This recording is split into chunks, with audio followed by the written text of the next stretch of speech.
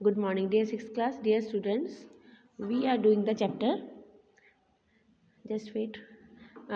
Traders, Kings and Pilgrims. ठीक है, तो इस चैप्टर का हमने 2 वीडियोस में पहले पढ़ लिया है। सिल्क रूट वगैरह के बारे में हम पढ़ चुके हैं। अब हम नेक्स्ट मूव करते हैं द स्प्रेड ऑफ बुद्धिज्म की तरफ। ठीक है, कहते हैं मोस्ट फेमस जो कुशाना रूलर हैं वाज कनिष्का। सबसे ज़्यादा फेमस कुशाना रूलर का नाम है कनिष्का, जो रूल करते थे 1900 ईयर्स अगो। उन्होंने ये कुशाना रूलर्स हैं, ये याद रखना। इन्होंने एक बुद्धिस्ट काउंसिल ऑर्गेनाइज्ड की, क्योंकि ये बुद्ध रिलीजन के फॉलोवर थे। वहाँ पे ये बुद्धिस्ट स्कॉलर्स से मिले। ठीक है, वहाँ पे उन्होंने बुद्ध रिलीजन के बारे में इंपॉर्टेंट मैटर्स के ऊपर डिस्कशन की। तो इनकी ना राज्य में एक पोइट था जिसका नाम था अश्वघोषा। ठीक है, अश्वघोषा ने बुद्ध के जीवन के ऊपर एक बुक लिखी जिसका नाम था बुद्ध चरित्रा। अश्वघोषा ने, जो कि कुशाना रूलर कनिष्का के राज्य का एक पोइट था, उसने बुद्ध के जीवन के ऊपर बुक लिखी बुद्ध चरित्रा। ठीक है, अश्वघोषा जो है और जो बाकी बुद्धिस्ट स्कॉलर थे उन्होंने संस्कृत में राइट करना शुरू किया। इस तरह से एक नई तरह का बुद्धिज़्म सामने आया जिसको महायाना बुद्धिज़्म कहा जाता है। इसके 2 अलग अलग फीचर्स थे महायाना बुद्धिज़्म के। पहला फीचर क्या था कि जब इसके पहले, इनसे पहले जो बुद्धा को प्रेजेंस दिखाई जाती थी ना, बुद्धा की प्रेजेंस, वो एक ट्री के ज़रिए या किसी सिंबल के ज़रिए, किसी साइन के ज़रिए दिखाई जाती थी। जैसे अगर ये दिखाना है कि बुद्धा को एनलाइटमेंट मिली, ज्ञान की प्राप्ति हुई, तो इस चीज़ को दिखाने के लिए पीपल ट्री को दिखाते थे। जैसे इस पिक्चर में देखो, जस्ट वेट, देखो इस पिक्चर में ट्री दिखाया हुआ है और नीचे जो प्लेस है वो खाली है बुद्धा के बैठने की। तो ये उस जगह को, उस सीन को साबित करता है जब बुद्धा को एनलाइटमेंट मिली। और इन्होंने क्या चेंज कर दिया, इन्होंने अब बुद्धा को के ही स्टैचूज़ बनाए, जो कि मथुरा में और तक्षशिला में बनाए, ना कि इन्होंने ट्री को रिप्रेजेंट किया एज बुद्धा। ठीक है, तो सेकंड चेंज था वाज बिलीव इन बुद्धिस्तवा के विश्वास में परिवर्तन। They were suppose to be a person who had attend enlightenment. Once they attend enlightenment they could live in बुद्धिस्तवा, कि जो भी पर्सन एनलाइटमेंट जिस पर्सन को भी मिलती है तो दे could live in complete isolation. कहते हैं उसे आइसोलेशन में रहना या मेडिटेशन करना, पीस में, शांति में मेडिटेशन करना, यही नहीं करना सिर्फ, इसके बिना उसने वर्ल्ड में रहना भी है, लोगों को भी टीच करना है और दूसरे लोगों की भी हेल्प करनी है।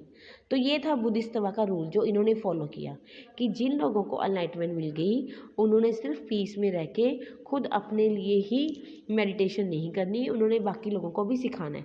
और ये जो रूल था ये बहुत पॉपुलर हुआ। सेंट्रल एशिया, चाइना, कोरिया और जापान, सब जगह ये रूल काफ़ी ज़्यादा पॉपुलर हुआ। उसके बाद नेक्स्ट है कि Buddhism also spread to western and southern India.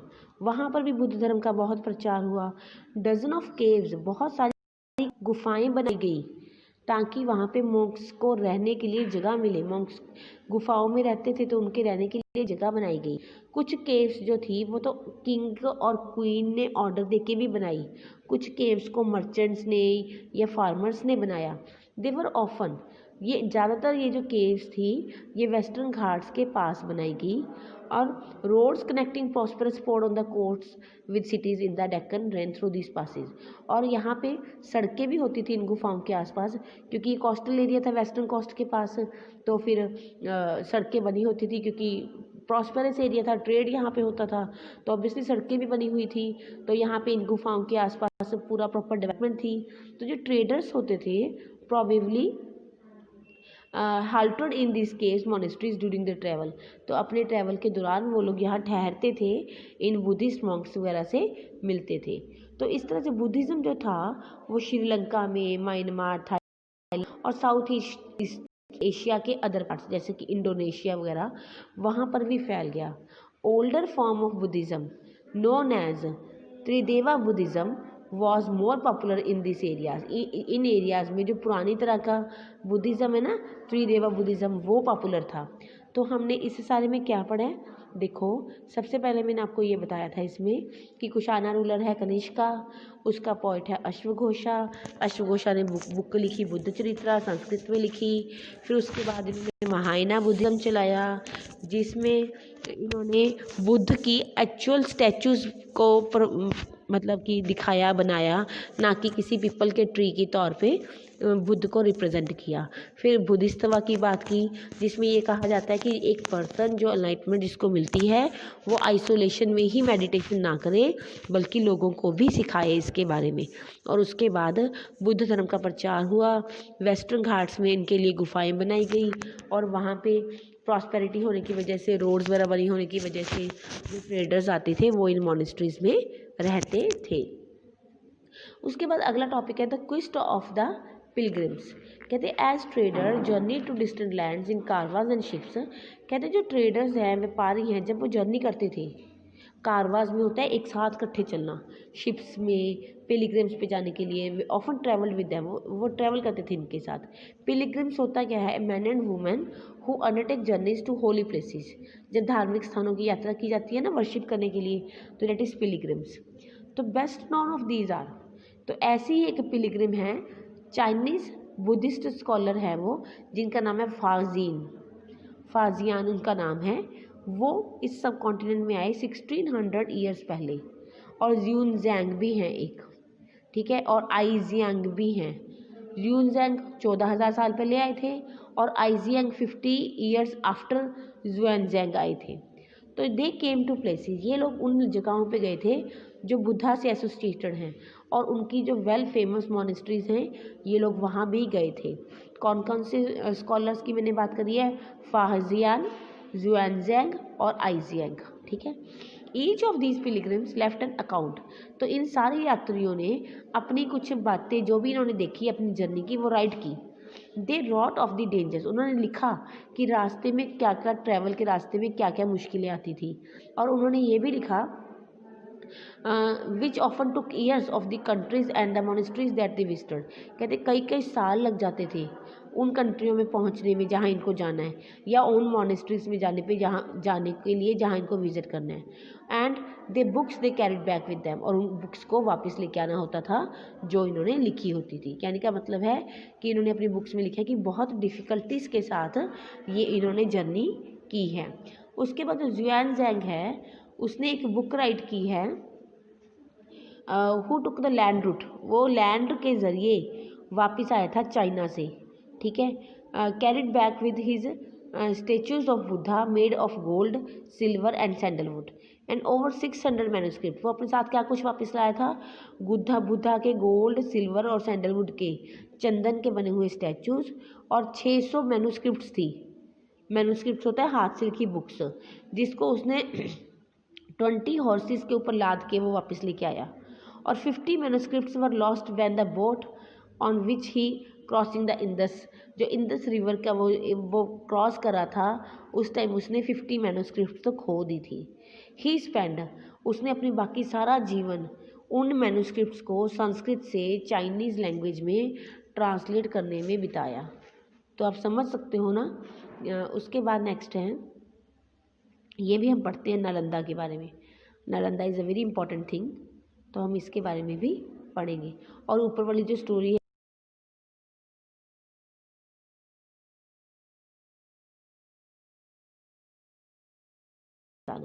अब नेक्स्ट हम पढ़ते हैं ज़्यूनज़ैंग के बारे में। कहते and other pilgrims spend time studying in Nalanda. Nalanda university है बिहार में, तो इन्होंने टाइम स्पेंड किया नालंदा में, ठीक है। उसके बाद the most famous Buddhist monastery है उस टाइम पीरियड की। तो उन्होंने यहाँ इस जगह के बारे में क्या डिस्क्राइब किया है, the teachers are men of the highest ability and talent, कि यहाँ के जो टीचर्स हैं उनमें बहुत ज़्यादा एबिलिटी है, बहुत ज़्यादा टैलेंट है। Teaching of the Buddha in all sincerity, पूरी सिंसेरिटी के साथ बुद्धा के बारे में पढ़ाया जाता है। जो मॉनेस्ट्रीज़ के रूल्स हैं वो सख्त हैं, हर किसी को उन्हें फॉलो करना होता है। डिस्ट्रक्शंस सारा दिन होती हैं, ओल्ड हो या है जो यंग हो म्यूचुअली एक दूसरे की हेल्प करते हैं। जो पढ़े लिखे लोग हैं अलग अलग शहरों से, वो यहाँ पे सेटल होते हैं, अपने डाउट्स क्लियर करते हैं। द गेट कीपर जो है ask new entrance difficult question, वो आने वालों से मुश्किल मुश्किल सवाल पूछता है, क्योंकि वो देखता है ना कि ये अंदर आने के लायक है भी कि नहीं। They are allowed to enter, उनको तभी वापस अंदर आने दिया जाता है जब वो पर्टिकुलर क्वेश्चंस के आंसर देते हैं। 7 और 8 out of every 10 are not able to answer, 10 में से 7-8 वो आंसर नहीं दे पाते और वो नालंदा में एंटर नहीं कर पाते। इंटरेस्टिंग थी ना ये, ठीक है। नेक्स्ट है द बिगनिंग ऑफ भक्ति, तो ये हम नेक्स्ट क्लास में थोड़ा सा ही रह गया, आई थिंक सो, यस। चलो पढ़ ही लेते हैं। कहते this was also the time when the worship of certain डाइटिस, कहते ये वो टाइम था जब बहुत सारे डाइटिस, अलग अलग गॉड जो होते हैं ना, which became a central feature of later Hinduism gain importance, जो बाद में हिंदू धर्म के बहुत इम्पॉर्टेंट मतलब हिंदू धर्म के बहुत इंपॉर्टेंट गॉड्स बने, उनको इसी टाइम पीरियड में इंपॉर्टेंस मिली। जैसे शिवा, विष्णु, गॉडेस दुर्गा, जिनकी अब हम आज पूजा करते हैं ना बेटा, वो सब उस पीरियड में उनकी वर्शिप होती थी। ये जो डाइटिस थे, वर्शिप थ्रू भक्ति, इनको भक्ति के ज़रिए इनकी पूजा होती थी। आइडिया इस टाइम पीरियड में पॉपुलर हुआ। भक्ति जो है generally understood as a person's devotion, भक्ति है क्या, एक इंसान की डिवोशन उसके अपने चूज़ किए हुए डाइटी के बारे में के लिए। एनी बॉडी, चाहे वो रिच हो या पुअर हो या हाई लो, किसी भी कास्ट का हो, मैन वुमेन कोई भी हो, कोई भी भक्ति का मार्ग अपना सकता है। जो आइडिया ऑफ भक्ति है वो भगवत गीता में भी लिखा गया है, जो कि धार्मिक किताब है हिंदुओं की, जिसको जो कि महाभारत में इंक्लूडेड है, जिसमें कृष्ण जो गॉड हैं, भगवान है जो कृष्ण, उन्होंने अर्जुन को, अपने डिवोटी को, अपने भक्त को, अपने फ्रेंड को उसमें गीता का ज्ञान दिया है। और to abandon all dharmas and take refuge to he in him, उन्होंने कहा है कि वो as only he can set Arjun free from every evil, जिसमें उन्होंने अर्जुन को ज्ञान दिया है कि वो उनमें समा जाए, कि अर्जुन को सब दुखों से मुक्ति श्री कृष्ण में समाने से ही मिल सकती है। तो इस तरह की जो भक्ति है ग्रेजुअली स्प्रेड हुई कंट्री के डिफरेंट पार्ट्स में, यानी कि भक्ति करने लगे लोग भगवान की। Those who follow the system of भक्ति, जो भक्ति को फॉलो करते हैं, एम्फेसाइज्ड, वो जोर किस चीज़ पे देते हैं, devotion and individual worship of a God and goddess, कि पूरे मन से भगवान की, गॉड की या गॉडेस की पूजा करनी है, ना कि कोई भी रिचुअल्स परफॉर्म करने हैं, ना कोई सेक्रीफाइसेस परफॉर्म करने हैं। इस सिस्टम के according if a devotee worship the chosen deity with a pure heart, कि अगर एक इंसान सच्चे मन से भगवान की पूजा करता है तो डाइटी उसके सामने अपीयर होते हैं और वो जो चाहता है उसकी इच्छा पूरी करते हैं। So the deity could be thought as a human being, इसलिए जो भगवान है उसको एक ह्यूमन बींग की तरह माना गया।